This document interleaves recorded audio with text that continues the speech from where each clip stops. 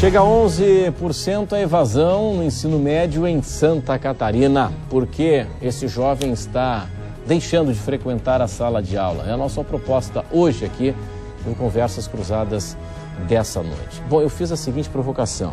A professora nos disse agora há pouco, aqui antes do intervalo, que talvez a escola tenha que trabalhar na formação dos valores, esse ser humano integral, enfim, com valores, enfim, um cidadão mais conectado com o mundo e por aí vai.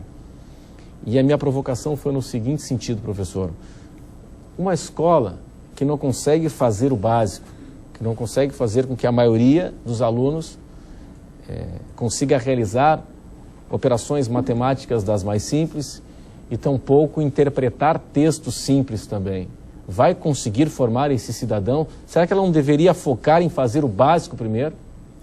Concordo, acho que nós temos vários problemas em relação a isso. Nós, do Senac, a gente tem isso todo dia na sala de aula, que nós recebemos os alunos e a gente vê essa dificuldade também. Não é só a universidade, como também na educação profissional a gente sente isso.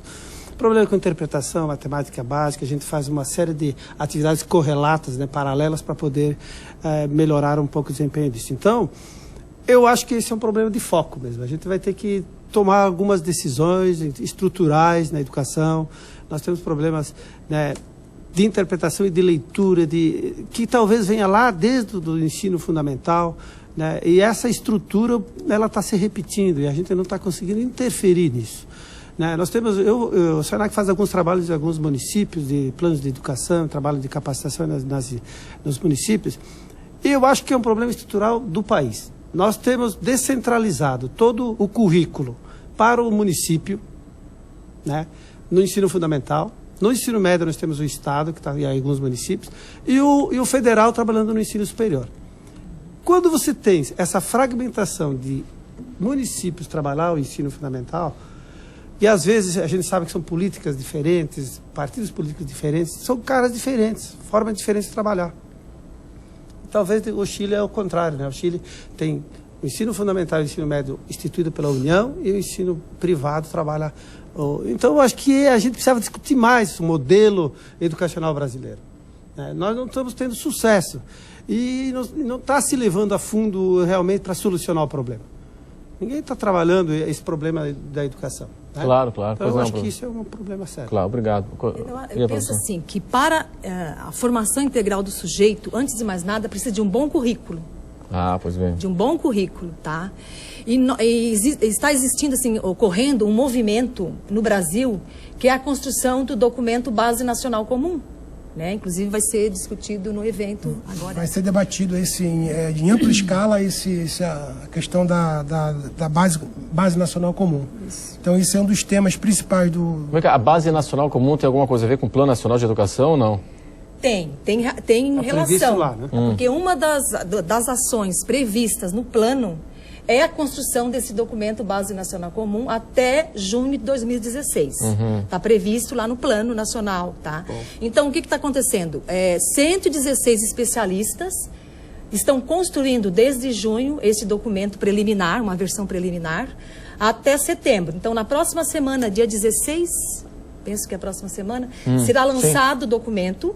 O Ministério vai lançar, o Ministério da Educação, e a Secretaria está coordenando essa discussão, as secretarias estaduais vão coordenar nos estados esse amplo debate de construção, de participação coletiva, envolvendo o Conselho Estadual, conselhos municipais, a Undime, as universidades, todas as entidades públicas e privadas, e para aprimorar, para construir o currículo mínimo que todo estudante, todo jovem tem direito, a se desenvolver e aprender. O que tem que sair, o que tem que entrar no entendimento de vocês? Eu tenho uma opinião. Vamos lá.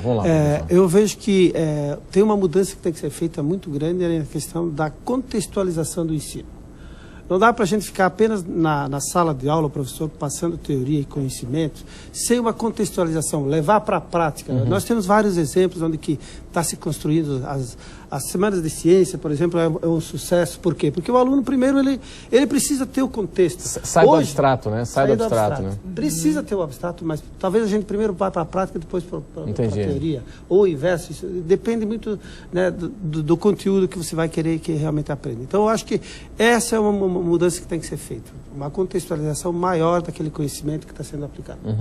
E outro aspecto que eu acho que a gente tem que considerar muito na educação é a questão da geração, né? Essa nova geração que vem com um outro perfil, né? Muito diferente, né? Vamos dizer assim, dos nossos perfis aqui.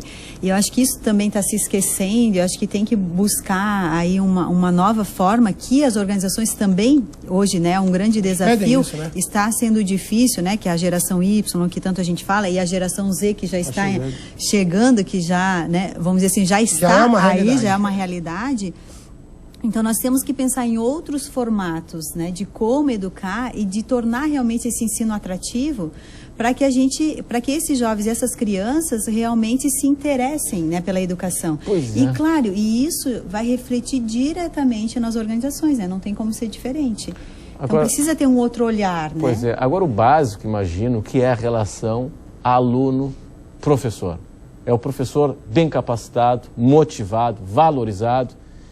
Acima de termos lousa digital, tablet, game, não sei mais o que, tudo isso pode ser interessante, bacana. Agora, se não tiver um vínculo, um elo de qualidade entre o professor e o aluno, esse professor motivado, capacitado, pode dar para ele um tablet, pode dar raio laser, seja o que for, que não vai sair do lugar, né? A qualificação do profissional também, né? Do professor, isso que você está falando é fundamental. Assim como nós, nas organizações, né? Cada vez mais está difícil de mão de obra qualificada, na educação da mesma forma, né? Qualificar esse professor. É claro que ele também, a gente pode até dizer que as mesmas competências que a gente está exigindo aí no mercado, né? De você estar aberto à mudança, de você buscar atualização, de você...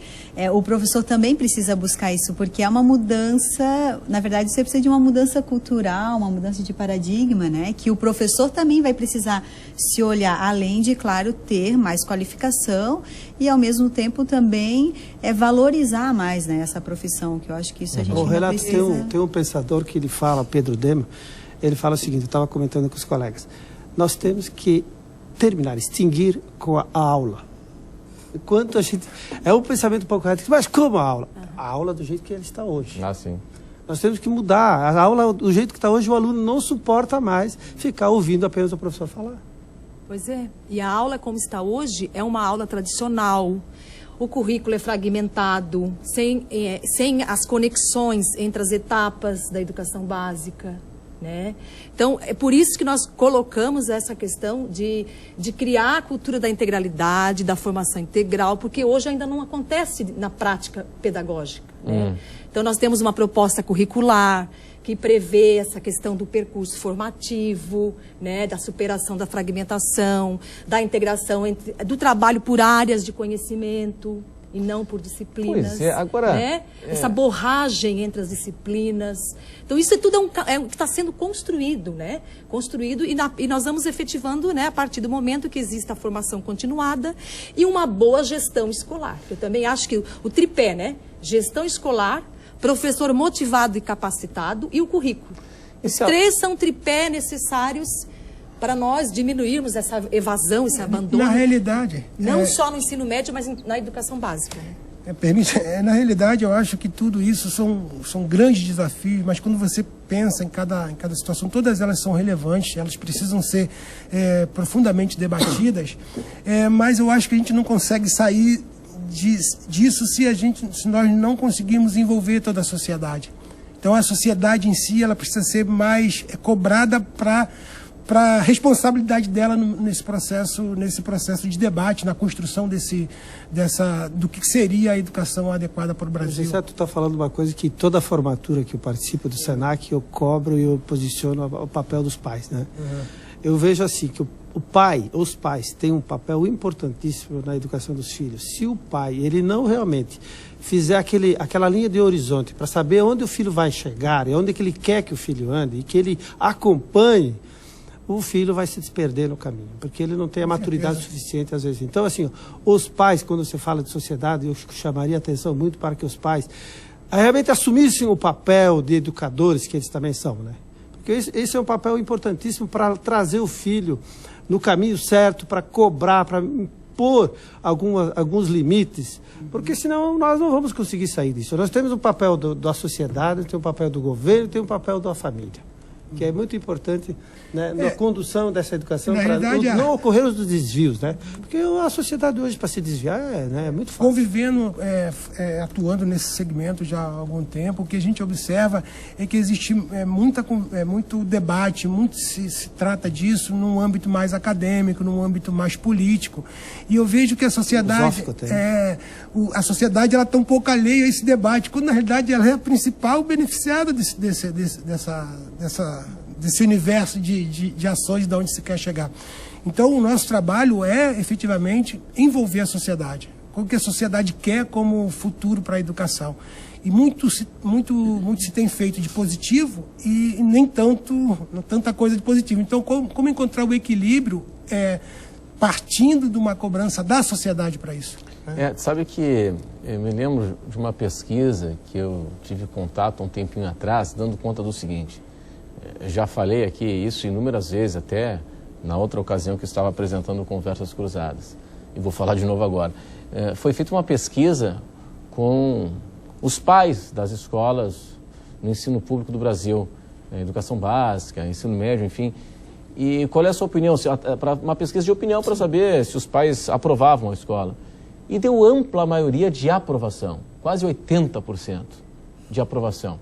A explicação dos pesquisadores foi no seguinte aspecto: os pais mais pobres não tiveram acesso à escola, não tiveram acesso a transporte escolar, não tiveram acesso a uniforme escolar, a merenda escolar, e o filho dele está tendo acesso à escola, à merenda, ao transporte, então ele considera que aquilo ali é espetacular.